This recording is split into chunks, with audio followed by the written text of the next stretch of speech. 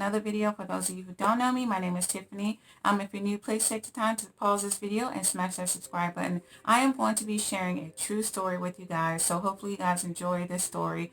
I love sharing true stories because you guys, some people have been through so much in this world, and you never know someone's story. Everyone has a story, so hopefully this story can inspire someone else or help someone else or help spread awareness. So let's get started.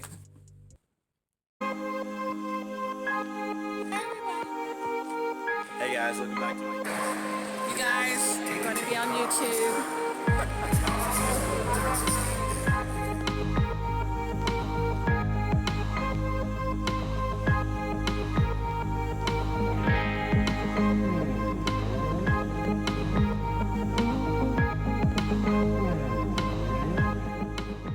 My mom actually told me about this story, you guys. True story. The lady's name is Annalyn Megason, and she was 29 years old. It was like in 2003. Excuse me if I keep looking down. I took notes and I don't want to mess the story up, you guys. So she lived in Baton Rouge. Anyway, she had just graduated law school, and she was out celebrating with some of her students that she went to college with. So they were out celebrating at a bar, and a few of them decided to take a taxi home, and there was a guy in there that was a friend of a friend. So she didn't know this guy at all in the taxi. Anyways, they dropped her off first, and the guy actually jumped out, the guy that she didn't know, and asked her, hey, you want to go out on a date sometime? Do you mind if I take you out on a date? She looked back and told him no. Well, she proceeded to go in, and they got in a taxi and drove off.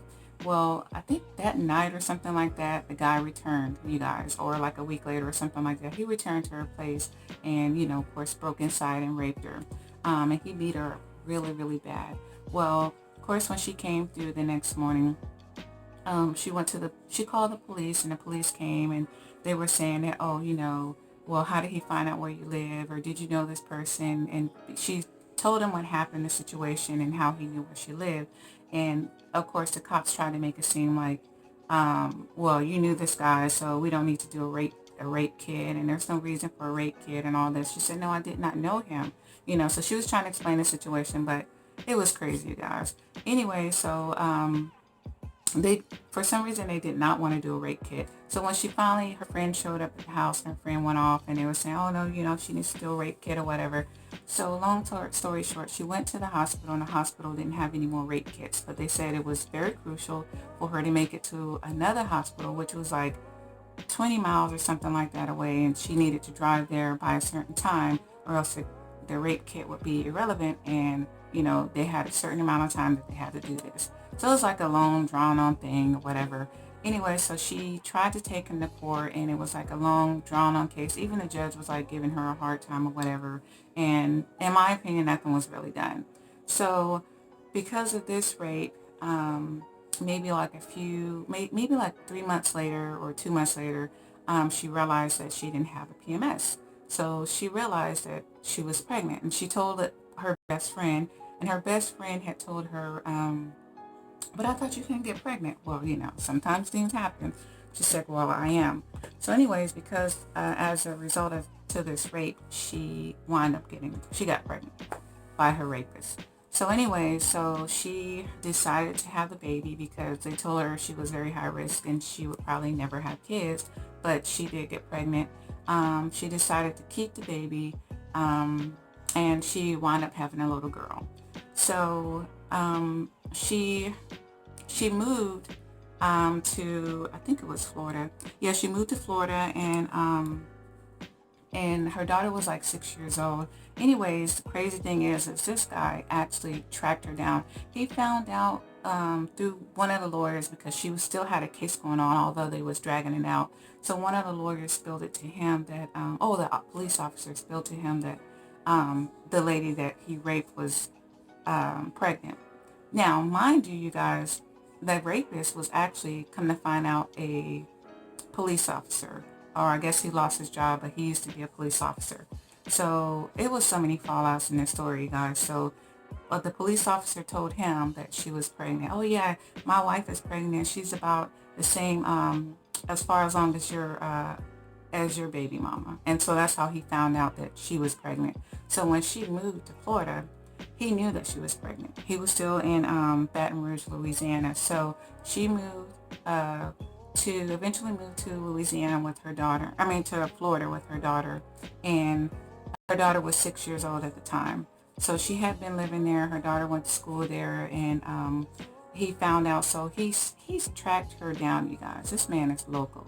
This man went all on his way to track that lady down and moved there and went there. So anyways, she received a court order for child custody at her door. She was served one day, and her best friend actually moved there with her to help her out with her daughter, and she knew that she was always scared of this man finding her, so her best friend moved there to help her out with her daughter. So anyway, she received this court order, you guys, and she was like, are you kidding me? Like, he found her, and he's trying to, take her to court for custody, and he raped her. You guys, it was the craziest thing ever. So anyways, they wound up going to court, and the guy didn't show up to court. They had like a speakerphone there. This is a true story, guys. Speakerphone, and I guess he was on the phone, and the judge was like, okay, how come he's not here? This is a big case, and usually with custody battles, the parent has to take the time to show up in court. Anyways, you guys, so he was saying that, oh, I'm in between jobs or whatever. So in the state of Florida, we found out, or she found out, that there was no protection against rape victims. Like, if a rape victim got pregnant by a rapist, there was no laws protecting the rapist from gaining custody or partial custody of the child, which in my eyes is crazy, you guys. So anyway, so she couldn't believe it either. So anyways, I'm not going to tell you guys the whole story because there is a movie. You guys can go watch the movie. I don't want to ruin the whole thing. But she went through a lot with this man. This man showing up at her daughter's, found out where her daughter's school was, showing up at the school, but yet he was supposedly not in Florida and showing up at the court date. And his lawyer was like, yeah, because he's in Louisiana trying to in between jobs and all this stuff. But really, he was in Florida. He was stalking her and her daughter and showing up at her daughter's school, and the school had pictures of him on camera outside of the school, so they found out. And she got a statement from the school because she found out or whatever, and she saw him there actually one day. So it was a big thing, and she gave it to the judge, and the judge was like, it was a big thing. Anyways, you guys, I'm not going to tell you guys the end of the story, but it's so sad, you guys. I want you guys to check out this movie. They did wind up changing that law in 2010. So it's and she started a foundation, or she was started a foundation, or for it's called Hope After Rape Foundation, and also in 18 other states in 2015 that law was passed. So actually, I'm sorry, I messed it up. In 2013, Hope After Rape Foundation was passed, that law. And then in 2015, in 18 other states, that law was also passed. You guys got to check out this movie, you guys. I'm going to post the name of the movie right here so you guys check out the movie. And also, if I can find the link to the actual article, I will post it in my description box. But you guys check out this movie and let me know what you guys think. What do y'all think about that? I think it's crazy that I can't believe that was never, that was okay anyways. I don't know, but things happen. But thankfully that she did fight for it and that was changed. But leave me a comment down below. Let me know if you've ever heard of this and what do you guys think about the whole situation.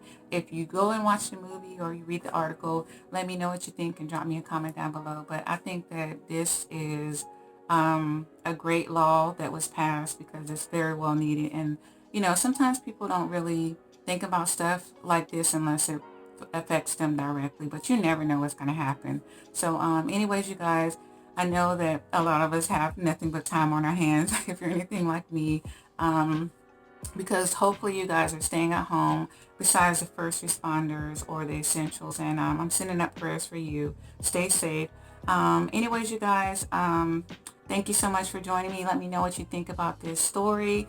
If you're seeing it, what you think of it, what you think about the article, and if you've ever been in a situation like this before, drop me a comment down below. Anyways, thank you for joining me.